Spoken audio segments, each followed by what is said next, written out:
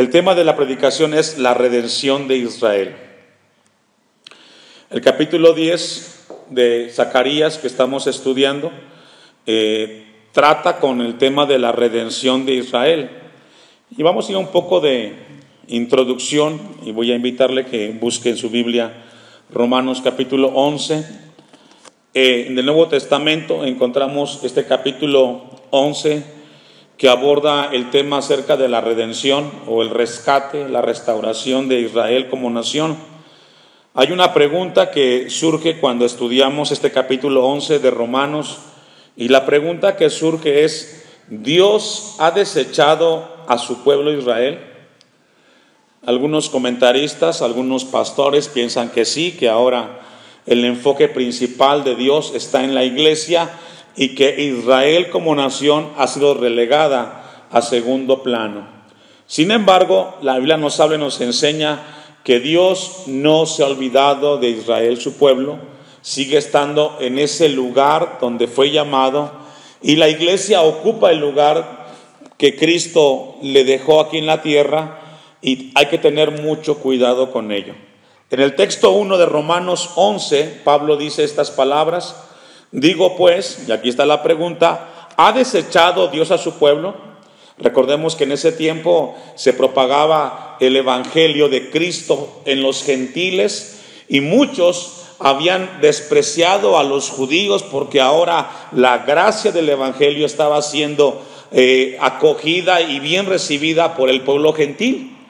Recordemos que en el principio de la historia de la humanidad, Dios estableció que Israel sería su pueblo, pero su pueblo, cuando vino el Mesías, en lugar de recibirlo, lo rechazaron. En ese momento, en la eternidad, Dios establece un plan de redención, pero ahora para el mundo gentil donde la iglesia está ubicada. Y Pablo pregunta: ¿ha desechado Dios a su pueblo? Y él mismo contesta: en ninguna manera. Porque también yo soy israelita, de la descendencia de Abraham, de la tribu de Benjamín. Entonces la respuesta es no. Dios no ha desechado a Israel. La iglesia debe de estar también poniendo su mirada en Israel, y es nuestro deber como iglesia de Cristo orar por la paz de Jerusalén. Dice el texto 2: no ha desechado Dios a su pueblo. Ahí está la respuesta contundente. ¿Ha dejado Dios a un segundo plano a Israel? Dice Pablo: no ha desechado Dios a su pueblo, el cual desde antes conoció. ¿O no sabéis que dice Elías, la escritura, cómo invoca a Dios contra Israel diciendo? Encontramos entonces que Pablo establece este pensamiento contundente de que Israel sigue siendo la niña de los ojos del Dios creador. Ahí mismo en el versículo 26 de Romanos, ¿cuál es el plan que Dios tiene con Israel? Podemos preguntar. Y el versículo 26 de Romanos 11 dice: y luego todo Israel será salvo. Ese es el plan de Dios, que la nación de Israel sea salva, no que sea desechada. No podemos quitar de que Israel desechó al Mesías cuando vino, pero aún así Dios tiene ese amor por esa nación.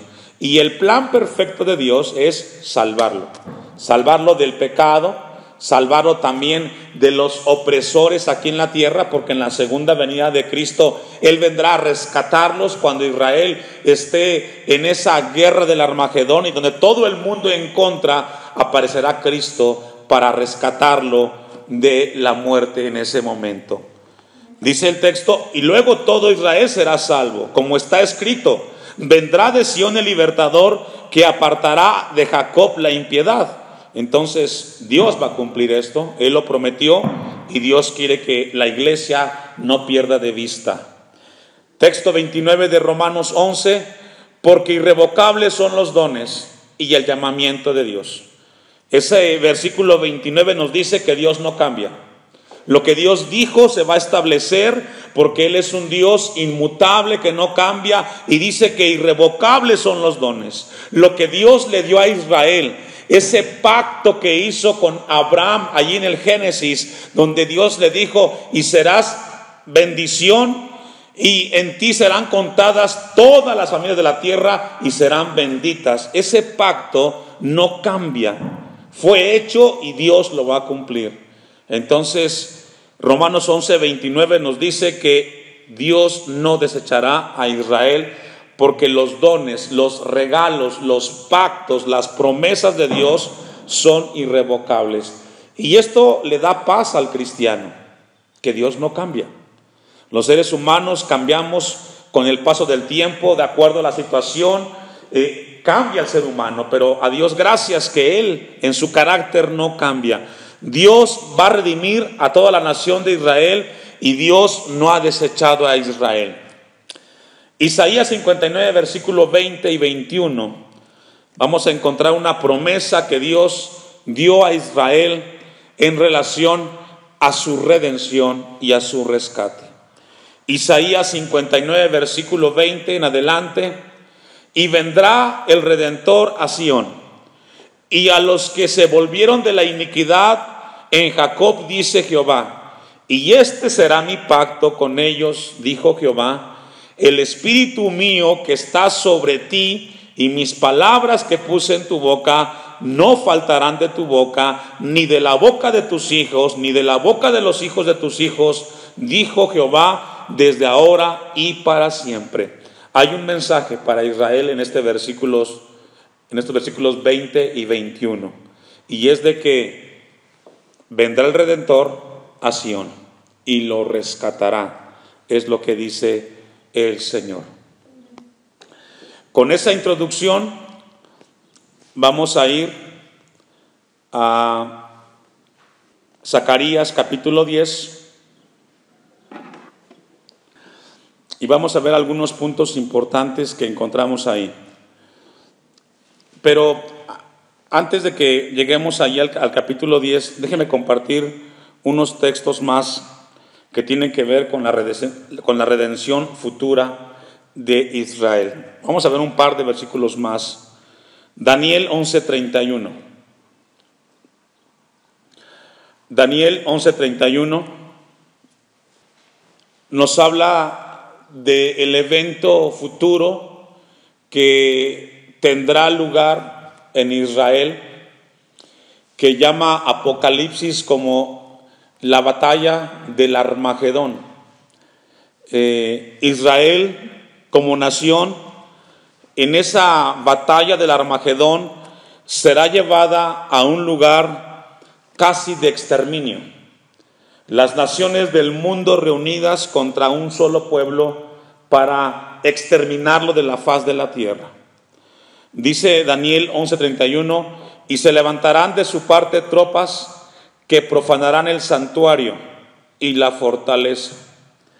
Daniel ve hacia el futuro y ve lo que va a suceder en Jerusalén. Y él dice que ve tropas que van a profanar el santuario. Para los israelitas el templo y lo que sucede en el templo es algo muy sagrado. Tanto así que lo cuidan, lo vigilan con sus propias vidas y no permiten que ninguna nación entre a ese lugar donde se ofrecen los sacrificios a Jehová. Daniel entonces dice que él ve hacia el futuro y dice que las tropas profanarán el santuario, es decir, no podrá Israel evadir el que vengan los gentiles, entren al templo, y dice el texto, y quitarán el continuo sacrificio y pondrán la abominación desoladora. Entonces ya no habrá más sacrificio, se colocará ahí el anticristo en ese lugar, y eso será profanar el santuario, porque recordemos que lo que se ofrece en ese lugar es para Dios, para el Dios creador. Cuando aparezca el anticristo, él se colocará en el lugar y él deseará y pedirá sacrificios para él.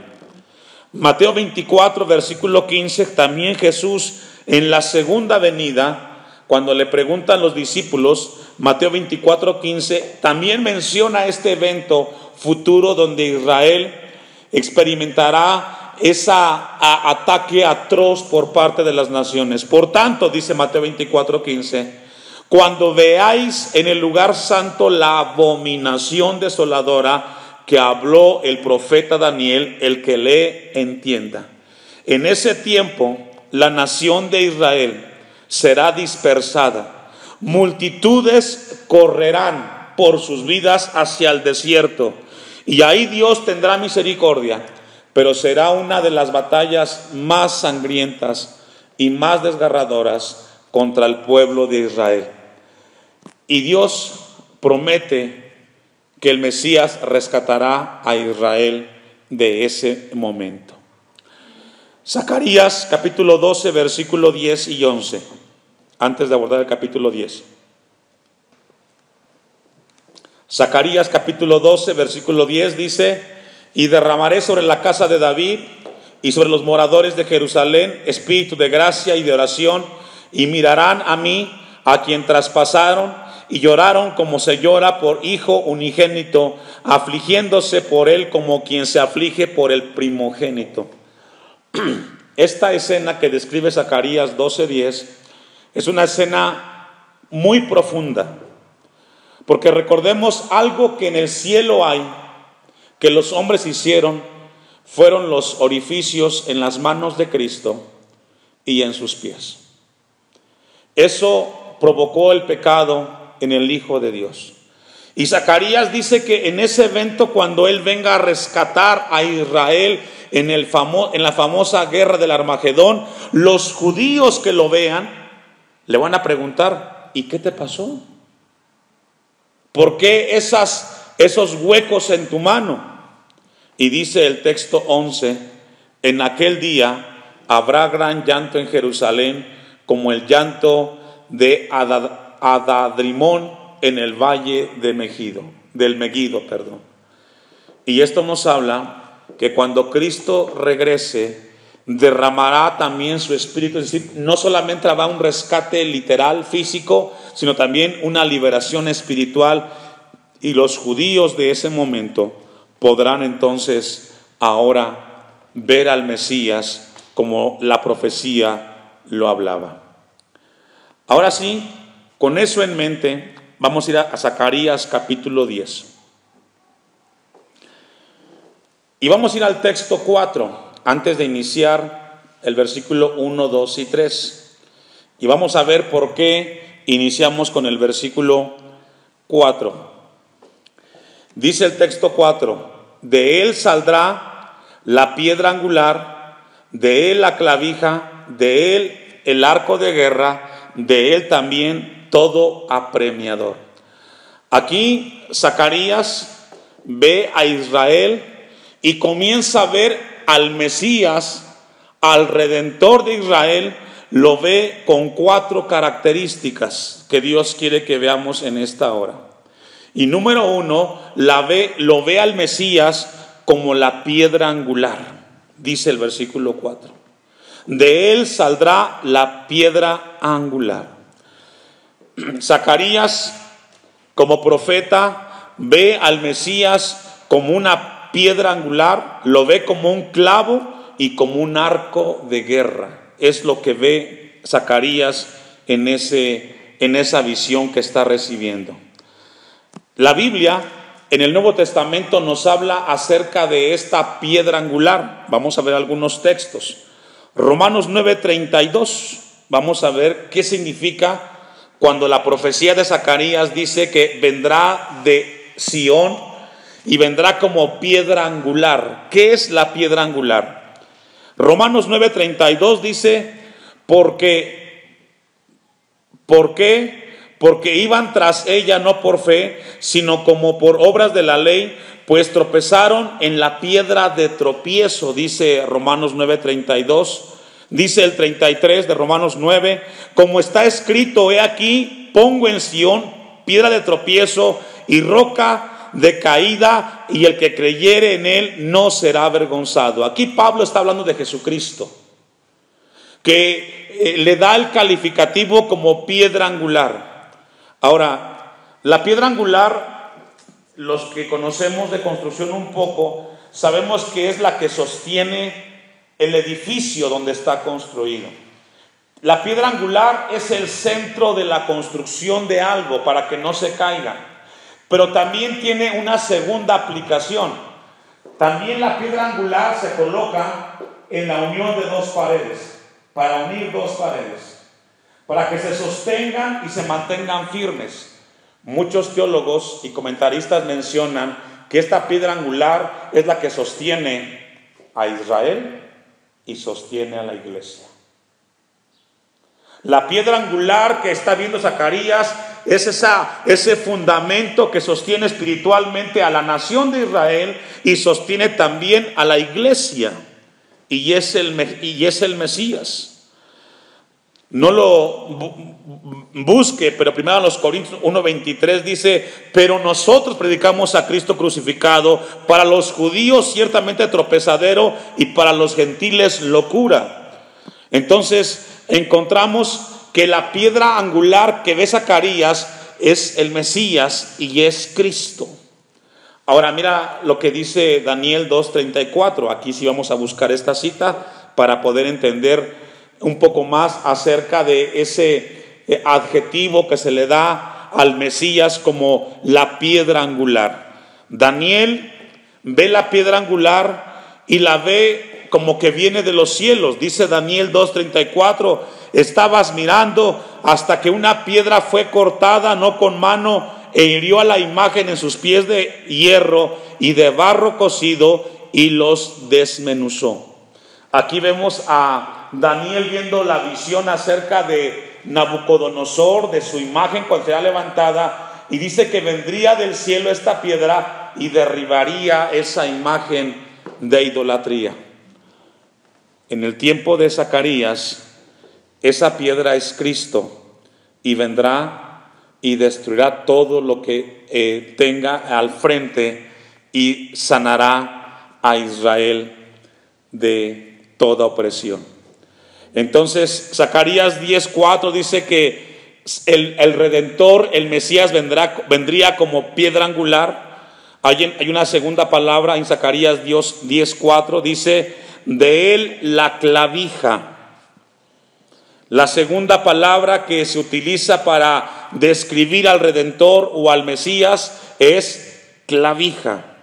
Esta palabra es muy importante, la encontramos en el Antiguo Testamento y nos habla de la palabra que encontramos aquí, clavija, en el Antiguo Testamento. La definición o la palabra es un poco complicada pronunciarla, pero la idea es que en el tiempo del Antiguo Testamento se colocaban tiendas de campañas, y para poderlas colocar y sujetarlas a la tierra se clavaban como ciertas estacas. Esas se llaman clavijas. Hoy aquí en el tiempo presente vemos cuando colocan una lona, levantan un tubo hacia arriba y luego comienzan a estirar y colocan abajo estacas. Esas son clavijas. Pero la palabra que utiliza aquí Zacarías dice que el Mesías vendría de él la clavija.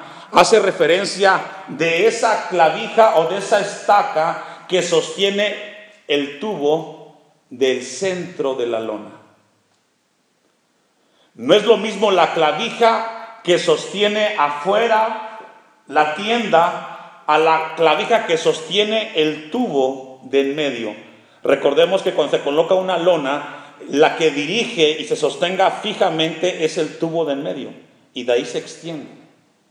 Entonces, el Mesías es esa base sólida, anclada en la tierra, que no permite que ninguna tribulación, ninguna prueba derribe a Israel y a la iglesia.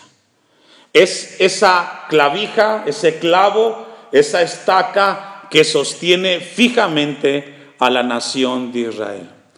Zacarías 6:13, para entender un poco más esto. Lo que Dios realmente va a hacer es que Dios va a hacer de Cristo el clavo en ese reino eterno donde todo será para su gloria, y Él será la esencia de la eternidad, Cristo Jesús. Dice Zacarías 6:13, Él edificará el templo de Jehová. ¿Quién? Cristo. Y Él llevará la gloria.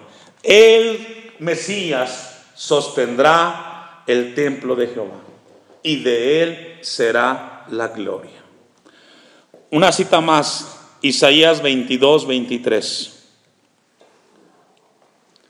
Isaías 22:23. Dice el texto 23 de Isaías 22, y lo hincaré como clavo en lugar firme, dice, y será por asiento de honra a la casa de su padre. Aquí estamos acerca del Mesías. Dice Isaías, y lo hincaré como clavo en lugar firme, hablando de esa solidez que produce Cristo en la vida del hombre y en la eternidad de la redención. Y será por asiento de honra a la casa de mi padre, dice el versículo 23. Versículo 24. Colgarán de él toda la honra, de la casa de su padre, los hijos y los nietos, todos los vasos menores, desde las tazas hasta toda clase de jarros. En aquel día, dice el 25, en aquel día, dice Jehová de los ejércitos, el clavo hincado en lugar firme será quitado, será quebrado y caerá, y la carga que sobre él se puso se echará a perder, porque Jehová habló. Aquí habla Isaías acerca de Eliaquín, un hombre que estaba a punto de morir, pero la profecía va dirigida hacia Cristo el Mesías, que él tendrá esa firmeza de sostener a todos los redimidos por la eternidad. Vamos a Zacarías capítulo 10 versículo 4 y ver la última figura en la cual compara al Redentor en esa visión Zacarías. La piedra angular, dice, de él saldrá la piedra angular, de él la clavija y de él el arco de guerra, de él también todo apremiador. Ahora, aquí es muy importante lo que Zacarías está viendo. Recordemos que en el tiempo de Zacarías, Dios libró a Israel de un ataque feroz de Antíoco Epifanes y lo sostuvo y lo guardó. Zacarías dice que ve al Mesías como el arco de guerra, es decir, el mismo Dios usará todo lo que esté a su alcance para destruir a todas las naciones. Vamos a buscar Apocalipsis capítulo 19, versículo 11. Apocalipsis 19, 11. Y vamos a ver cómo Juan ve esta escena en el Apocalipsis. El Mesías que Zacarías ve, lo ve con un poder de conquistar, de destruir y de traer libertad a Israel. Dice el texto de Apocalipsis 19, 11. Entonces vi el cielo abierto, y he aquí un caballo blanco, y el que lo montaba se llamaba Fiel y Verdadero, y con justicia juzga y pelea. Este versículo nos habla acerca de el regreso del Mesías por segunda vez. Vendrá con toda la justicia, vendrá como el león de la tribu de Judá, dice Juan, y vendrá con justicia, juzga y pelea. Y eso es lo que veía Zacarías. En la segunda venida veía al Mesías como arco de guerra. Hace 8 días Dios nos hablaba acerca de que cuando venga Cristo por segunda vez, a los redimidos vendrá a darnos paz y esperanza. Pero los que estén cuando venga el Mesías, será juicio para aquellos que a Cristo lo rechazaron, que el mensaje del Evangelio lo rechazaron. Para ellos será juicio y será destrucción. Y eso es lo que dice Zacarías capítulo 10 versículo 4. Será como arco de guerra. Dice al final del texto 4 de Zacarías 10, de él también todo apremiador. Vamos a ver solamente la introducción del versículo 1 de Zacarías 10. Pedid a Jehová, dice Zacarías 10:1. Pedid a Jehová lluvia en la estación tardía. Jehová hará relámpagos y os dará lluvia abundante y hierba verde en el campo a cada uno. Y aquí lo que Zacarías está viendo es de que en esa segunda venida de Cristo, en la segunda venida del Mesías, Él vendrá, dice el texto 1, vendrá como lluvia de la estación. La lluvia representa, cuando cae aquí en la tierra, vida. La lluvia representa que aquello que estaba seco florece y da fruto.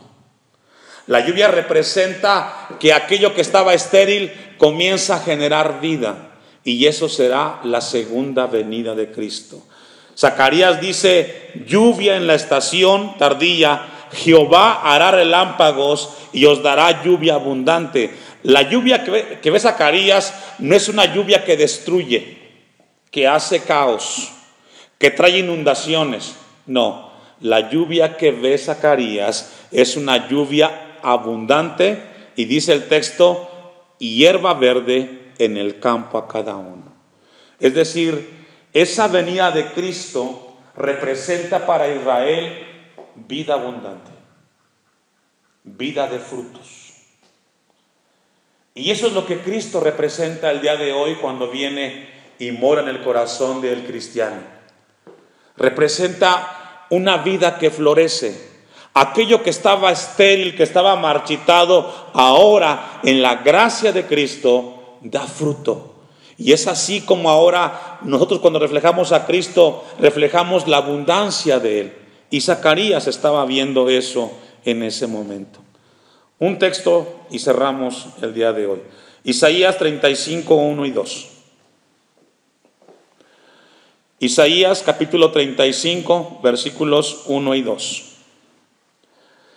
Recordemos que Israel está ubicado en una parte donde hay mucho desierto.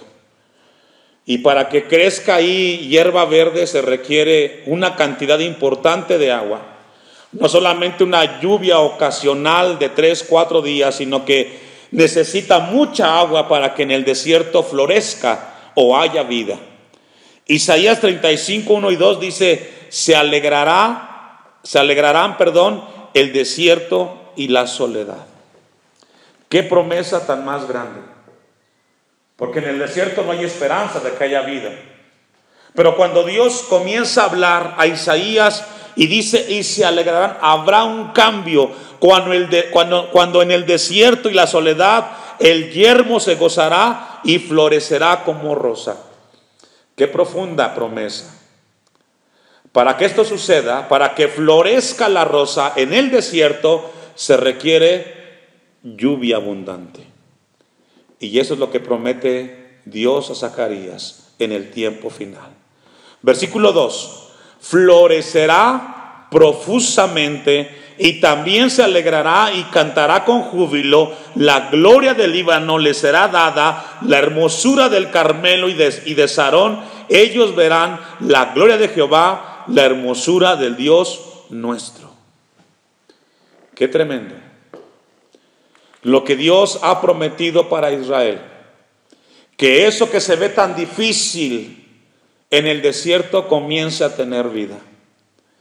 Dice que florecerá, y esa es la lluvia verdadera de Dios en la vida espiritual del hombre. Una lluvia, una fuerza que produce vida abundante, hermanos. Y esta tarde, los que estamos aquí en la iglesia, somos un testimonio y un ejemplo de lo que ha florecido Cristo en nuestros corazones. Que no importa que todo el desierto está a nuestro lado, hay vidas que florecen para la gloria de Dios. Que no importa qué tan seco esté o qué tan árido esté el terreno, donde llega la palabra de Dios, da vida abundante y comienza a mostrar su poder y florece, esa palabra da vida. Y por eso es de que cuando es tiempo de culto nos venimos hacia acá, porque esa vida de Cristo nos impulsa y nos mueve, no por lo que vemos en el terreno, sino por lo que está pasando en nuestro corazón, por lo que hace Cristo en nuestras vidas. Y estamos floreciendo. tenemos la vida de Cristo, la iglesia está firme, y por eso es de que no importa el lugar donde está la iglesia, siempre la vida de Dios es abundante y levantará testimonio para los que ven.